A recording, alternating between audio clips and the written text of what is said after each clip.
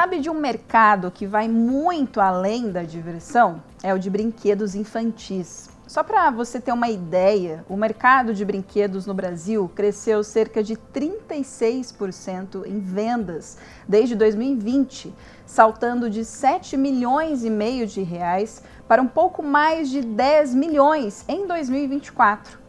Um dos fatores desse crescimento é o aumento do poder aquisitivo das famílias, as inovações tecnológicas e uma maior conscientização sobre a importância do brincar no desenvolvimento infantil.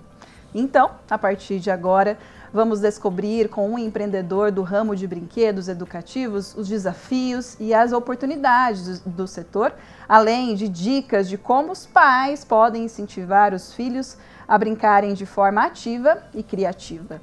E tem muito mais aqui no programa. No quadro Mercado na Prática, o repórter Matheus Andrade vivenciou por um dia a profissão de montador de brinquedos para festas infantis. Ele acompanhou e ajudou em todo o processo, desde a montagem, inflagem e até a checagem de segurança dos brinquedos. Uma cama elástica, por exemplo, se a criança está pulando muito acima da rede, não pode. Não pode. A questão da segurança da cama elástica é a criança sempre pular na lona de salto e não na proteção de mola. Isso e muito mais você assiste a partir de agora no Estação Mercado.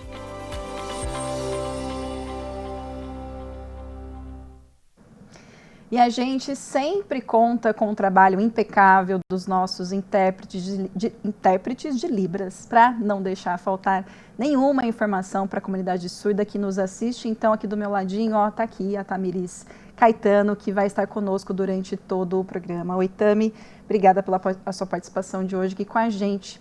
E aqui no estúdio, vamos conversar com um empreendedor que está há mais de 10 anos no mercado, viu? E tem uma loja de brinquedos educativos. Ele vai contar como vem conquistando espaço nesse mercado desafiador, viu? Seja muito bem-vindo, Daniel Frodjust. Olá, tudo bem? Tudo bem, você? Falei tudo certo bom. O seu sobrenome? Agora falei, sim. Né? Muito bonito, por sinal. Olha Obrigado. Só, Daniel, seja muito bem-vindo novamente. Queria que você, primeiro de tudo, contasse como é que foi a ideia e como é que surgiu a ideia de abrir essa loja de brinquedos educativos. Bom, Fernanda, tudo começou, na verdade, que eu trabalhava na área de tecnologia da informação, né?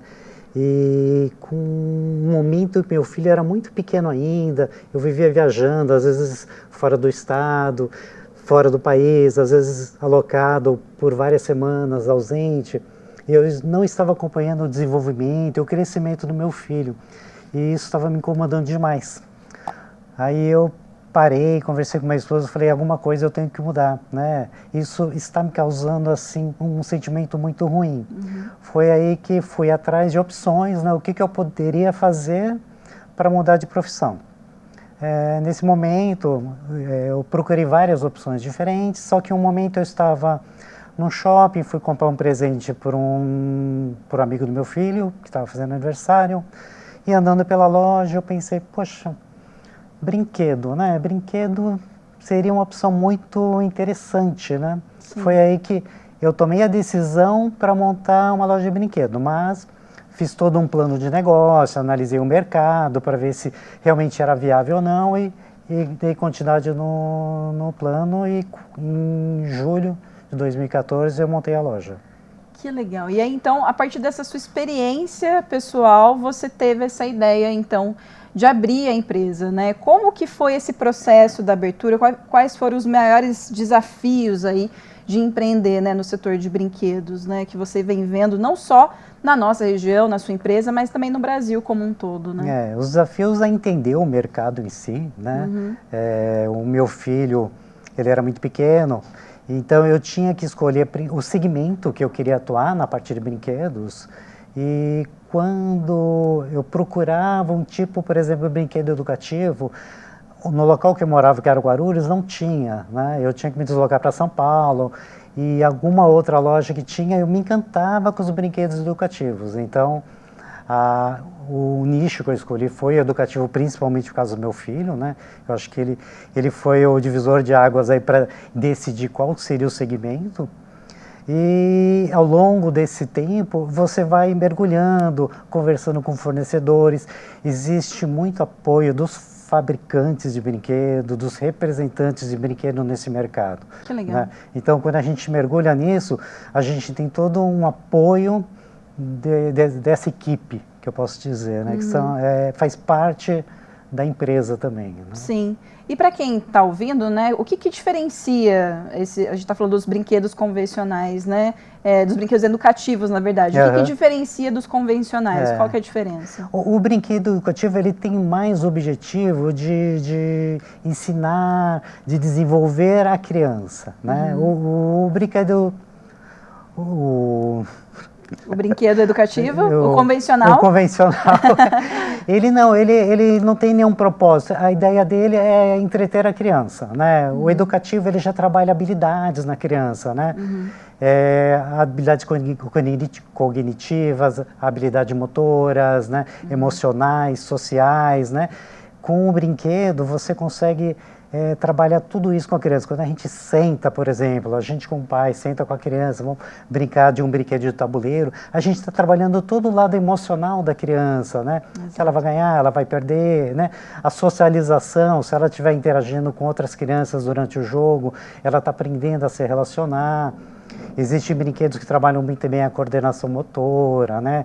Tem brinquedos que desde bebê mesmo, a criança vai interagir com umas pecinhas dentro de um eixo que ele vai estimular a coordenação motora, que quando ela começar a usar uma caneta para escrever, ela já vai fortalecer isso. Fora português e matemática, que você também trabalha com os brinquedos educativos. Claro, exato. E aí, a partir dessa sua experiência já há mais de 10 anos aí, Daniel, como é que você vê a evolução, né, desses brinquedos educativos aí nos últimos anos? Como é que você vê a evolução desse mercado, principalmente a aceitação do público, né, em relação a esses brinquedos? A gente vai falar aí nos próximos blocos aí em relação à tecnologia, celular, mas ainda focando nos brinquedos educativos, tem uma aceitação melhor desse público? As pessoas vêm comprando mais? Eu diria que ainda existe, né, entrando um pouquinho, não querendo entrar, mas a parte de tecnologia, ela meio que tirou um pouco as crianças dessa parte educativa, mas existe, né, a gente percebe que os pais estão preocupados, né? Os pais estão tentando resgatar a parte de brinquedos educativos e o meu público em especial, eles me procuram muito isso, né? Como eu tenho esse público específico na parte do educativo, quando eles procuram, eles não querem saber de um bonequinho de super-herói, né? Eles querem o que pode utilizar para ajudar o filho dele em determinada situação, né? E até na parte de inclusão social, hoje em dia a gente tem, né? Exato, bastante pais que sofrem, crianças que infelizmente têm autismo, TDAH. Exatamente, Daniel. Ó, eu vou falar tudo isso nos próximos blocos, viu? Então a gente vai dar uma primeira pausa aqui, Daniel, no nosso papo aqui no programa, mas ó, na volta do intervalo a gente vai entender mais dessa área, principalmente com o quadro Mercado na Prática. Olha só um trechinho do que te espera. Eu volto já. O repórter Matheus Andrade passou algumas horas montando brinquedos para festas infantis. Ele contou com o auxílio de uma profissional durante a montagem, fez verificações de segurança e bateu um papo sobre como está o crescimento desse nicho. E como funciona a compra de brinquedos novos, no sentido de acompanhar as tendências? Por exemplo, uma criança pede um brinquedo X que está super em alta, a empresa ainda não tem esse brinquedo. Vocês vão atrás, como é feita essa compra? A nossa compra ela é feita periodicamente, de acordo com a necessidade da empresa. Então, os brinquedos ele têm uma vida útil, com um determinado tempo é preciso fazer a troca deles e é através disso daí que a gente faz as trocas dos brinquedos. Todos os detalhes você confere depois do intervalo.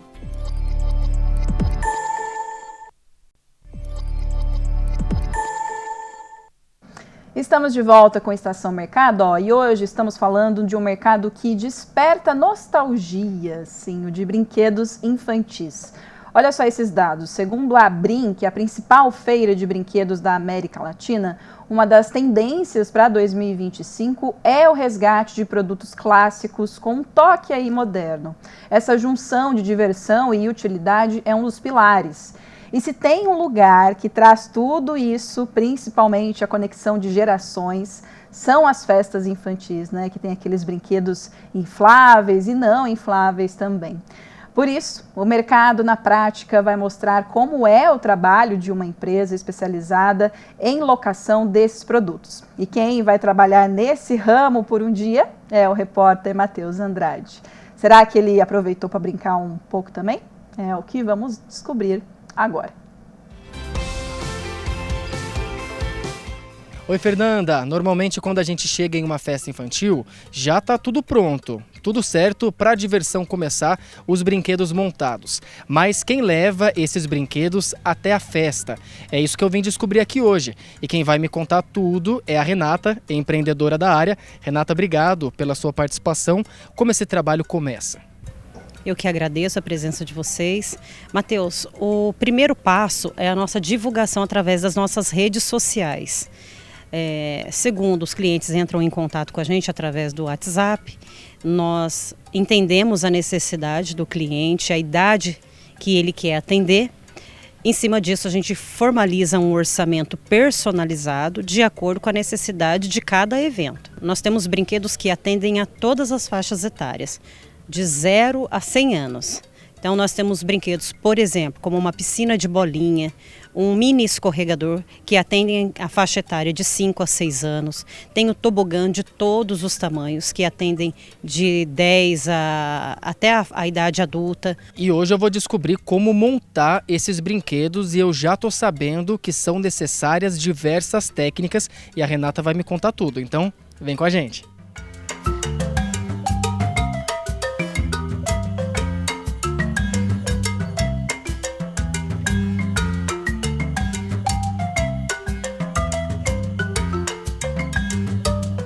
E claro que para se divertir são necessárias medidas de segurança com as crianças. Renata, como garantir a segurança das crianças nos brinquedos? Essa é a função do monitor. Ele vai orientar a criança a não entrar com objetos pontiagudos, com alimentação, com óculos, dependendo do brinquedo, a quantidade de crianças por vez, para a segurança mesmo das crianças. Na falta do monitor, nós orientamos a contratante a ficar de olho nas crianças, ensinando elas a respeitar a quantidade de crianças por vez e o peso limite por cada brinquedo. Uma cama elástica, por exemplo, se a criança está pulando muito acima da rede, não pode. Não pode. A questão da segurança da cama elástica é a criança sempre pular na lona de salto e não na proteção de mola.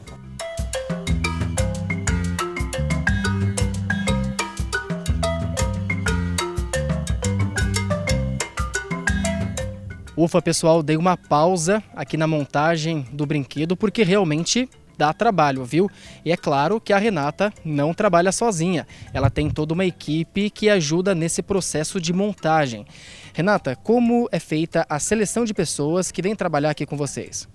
Frequentemente temos pessoas que nos procuram para trabalhar nos eventos como freelance, montador, monitor.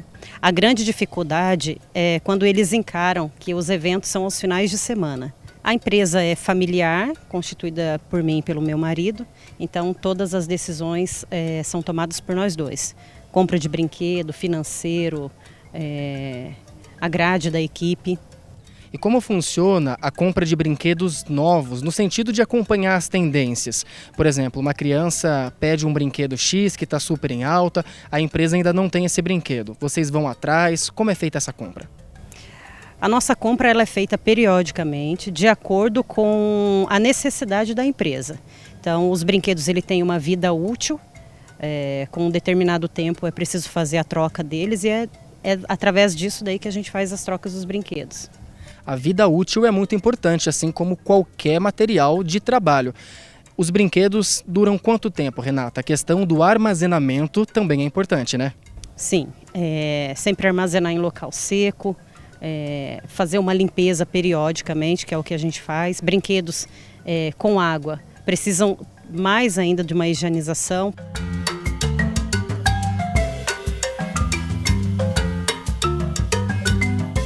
Agora sim, finalmente, todos os brinquedos prontos, é a parte preferida das crianças, a festa está pronta para começar. Renata, qual a dica que você deixa para as empreendedoras que querem começar nessa área? Matheus, a primeira dica é disponibilidade de horário, porque toma bastante tempo do final de semana, e disposição, porque é uma atividade bastante pesada. E como aprender a fazer tudo isso? Somente na prática, na rotina do dia a dia. Quero agradecer a Renata pela entrevista, por nos mostrar essa área dos brinquedos infantis. O Andrei já está ali atrás, pronto para encarar o desafio, pode aumentar a velocidade desse touro, tudo pronto para começar a brincadeira. Renata, bom trabalho para você, obrigado. Matheus, você não vai sair daqui sem antes testar o nosso touro mecânico. Não acredito que você vai fazer isso comigo, sobrou para mim. Esse é o nosso desafio. São ócios do ofício, viu, Fernanda? Sobrou esse desafio para mim, eu já vou sair daqui pronto para ir para o rodeio. Vamos ver o que vai dar.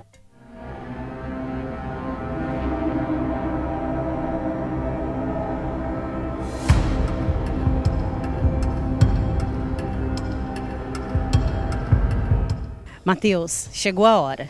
E a pergunta clássica, com ou sem emoção? Quero com emoção. Então vamos embora.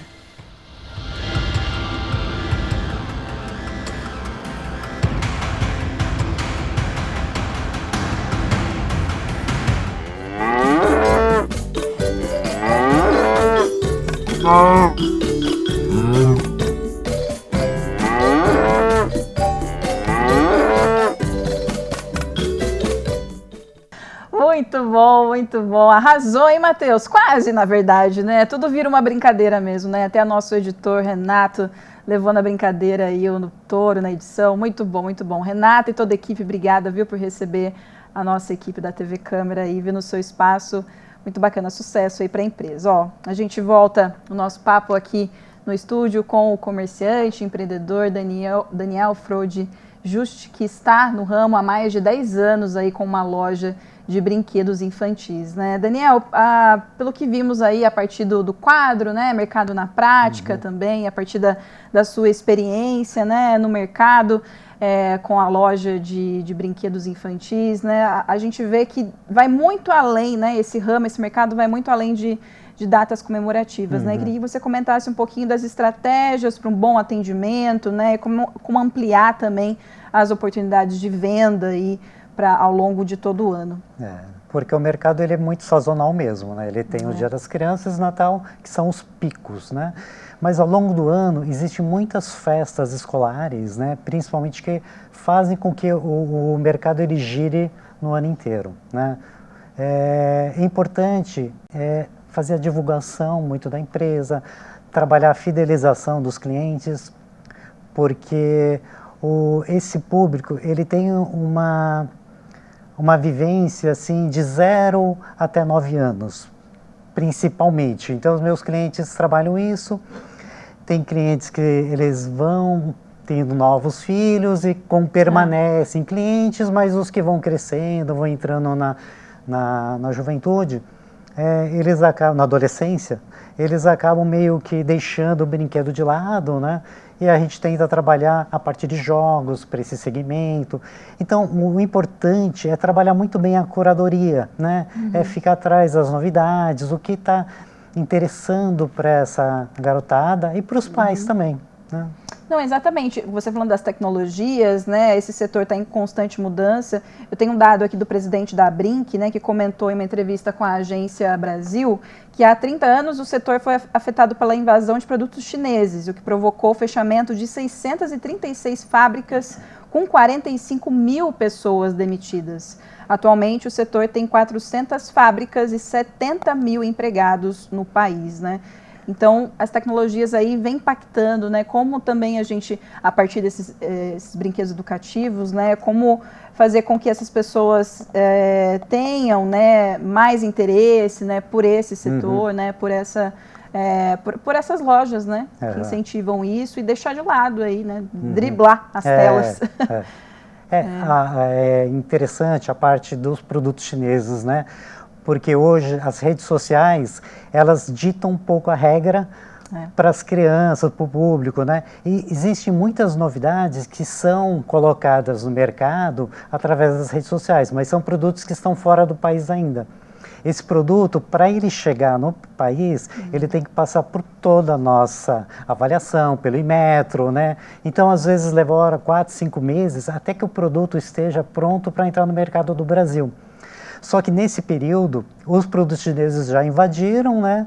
E tem muitos pais que acabam se aproveitando dos comércios eletrônicos, produtos que são importados, né? Exato. Não se preocupam um pouco, talvez, com a segurança, que os produtos, né, eles vêm de fora. E acabam adquirindo produtos com baixa qualidade. Exato, né? E o mercado em si, ele perde como um todo, né? Sim. O mercado brasileiro perde com isso, os pais perdem. Exatamente, exatamente, Daniel. E aí a questão de preço, né? Tem tudo isso. Cada um tem uma realidade, né? Para adquirir esses brinquedos, né? O Daniel falou sobre o Inmetro, a gente vai aprofundar isso agora no terceiro bloco, mas antes a gente vai para esse intervalo, viu? Fazer mais uma pausa aqui no programa. Então, na volta, a gente vai falar um pouquinho das expectativas desse mercado, para esse setor, as transformações aí geradas pela fusão entre o digital e o analógico também, tá? E claro, dicas aí para quem quer empreender na área. Eu volto já já.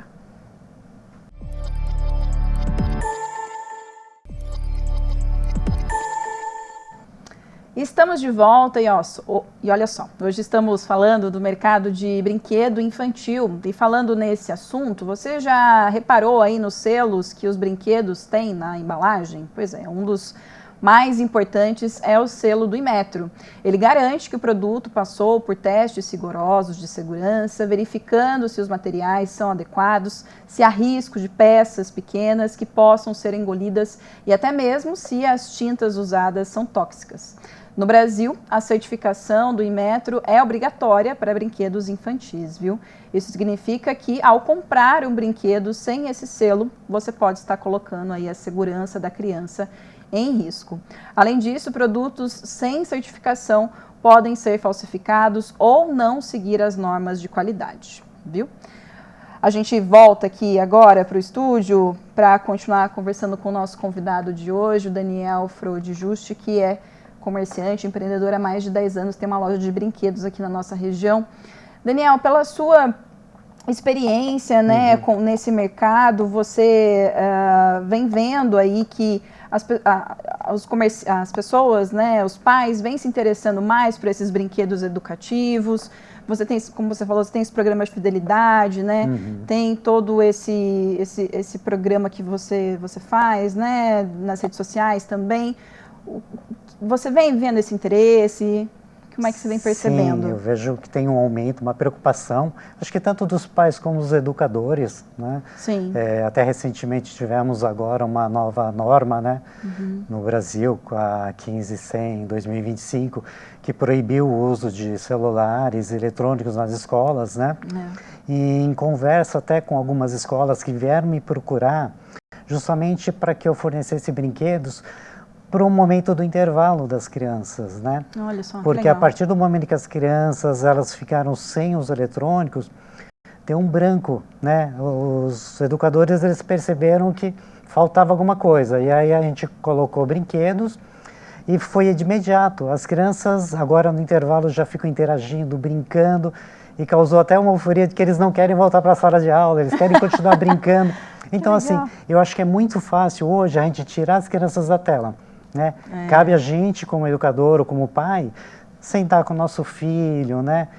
Brincar com ele, trabalhar esse lado que vai ser muito fácil. Né? Eu acho que os pais já estão percebendo, acho que é uma tendência global mesmo, né? A gente usar o brinquedo, equilibrar, né? Equilibrar o eletrônico com o físico mesmo. Exatamente. E aí eu quero trazer um outro dado também da Fundação Abrinq, que o consumo per capita de brinquedos no Brasil é de cerca de 11 unidades por criança, viu, por ano. E um dos motivos desse crescimento é a constante demanda por inovação e renovação da indústria, impulsionadas pelo lançamento de produtos, como a inclusão de 43 tipos de brinquedos para crianças com necessidades especiais. Aí é um outro setor, né? É uma outra demanda que precisa ter essa atenção aí, né? Esse mercado, né? Você também procura ter isso na sua loja? Isso foi muito bom. Nos últimos anos é uma tendência, a gente percebe que os fabricantes estão cada vez mais preocupados, né? Com brinquedos inclusivos, né? Para autismo, para TDAH, né? Crianças com deficiência visual. Até uma coisa que a indústria de brinquedos vem mudando é que no passado você ia comprar um brinquedo para a cozinha, para a criança brincar de panelinha, né? E vinha numa embalagem de princesa, tudo rosa. Hoje a indústria percebeu que não, né? Os meninos vão brincar de cozinha também, então as embalagens já têm tonalidades neutras, né? Para atender todo tipo de criança, né? Não meio que segmentar. Exato, é o que você falou, né? A personalização dos brinquedos, né? Então vem crescendo, né? E acho que é um pouco do que você falou, né? Dessa tendência vem crescendo também. Essas experiências também interativas aí, Daniel, né? Um pouquinho passando pela fusão entre o digital e o analógico, né? Você tem também investido nesses seus brinquedos lá dentro da sua loja? A gente tem que seguir essa tendência, porque a indústria está se preocupando com isso e está resgatando justamente os brinquedos clássicos e misturando com o digital, né? Existe uma grande empresa de brinquedo no Brasil que pegou um brinquedo tradicional, que é aquele que você compra e vende propriedades, que a gente usa dinheiro para comprar e vender, e criou um dispositivo de cartão. Então você não usa dinheiro, você passa o seu cartão de crédito durante a compra e a venda da propriedade. Então ela está misturando esse tipo de elemento, né? O outro é o tradicional jogo de stop, né? Que a gente tinha que anotar, né? Hoje não, já é um tabuleiro digital, onde a gente tem um temporizador.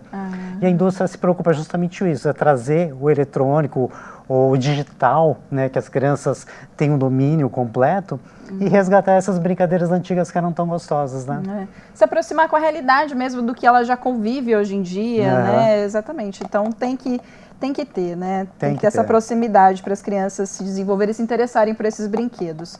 A gente está chegando no final aqui do nosso programa. Eu queria que você desse essas dicas, Daniel, né? Que está há mais de 10 anos, de como empreender nesse setor de brinquedo, né? É um mercado que você tem que ter muita curadoria, né? Você tem que se preocupar em constantemente verificar o que há de novo, experimentar fabricantes diferentes, né? Tem fabricantes que você percebe que a qualidade não é tão boa, você descarta e começa a trabalhar com outro. Acho que o principal é isso, né? E ter um mercado, assim, qual o segmento do brinquedo que você vai trabalhar, isso que é muito importante, né? Não adianta você tentar atingir todo tipo de brinquedo. Legal. Bastante estudo, né? Isso. E pesquisa, e é isso. Obrigado, Daniel. Fernanda, Sucesso para sua loja, que venha mais 10 anos aí, viu? Tudo de bom. E é isso, minha gente. Estação Mercado fica por aqui, mas você continua acompanhando a nossa programação, viu, Tami? Muito obrigada pela sua companhia de hoje aqui, hoje sempre no nosso programa, viu? E toda a equipe também agradece, não só eu, a Tamires, mas também você pela companhia de hoje aqui no programa, tá? A gente se encontra no próximo, e se você quer saber dos próximos temas aí, é claro, é só acompanhar aí a nossa programação da semana e também acompanhar as nossas redes sociais no @TV Câmara SJC. Combinado? É isso. Tchau.